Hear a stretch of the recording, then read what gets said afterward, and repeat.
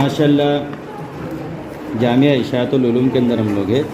यहाँ पर एक शोबा है अल्लामा बिल कलम का, जिसमें ये हाथ से लिखी हुई कुरान करीम है।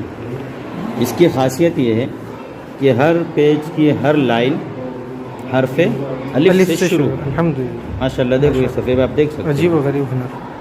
और ये सफ़े पर भी आप देख सकते हो। सब बीच में से शुरू कहीं में खोलो, अलिफ है। बीच से देखो माशाल्लाह यहाँ पर भी अल्लाहु अकबर। ये जैसे पहला पारा है, ये हमने खोला तीसरा पारा है। माशाल्लाह इसमें भी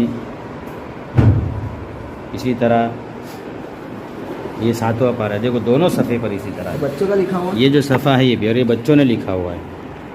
जो यहाँ पर अल्लामा बिल कलम के शोबे से तकमील करते हैं उन बच्चों ने ये लिखा हुआ है। माशाल्लाह बहुत बेहतर। उम्र 11-12 साल की 11-12 साल की उम्र। हाँ 11-12 साल की उम्र के बच्चे से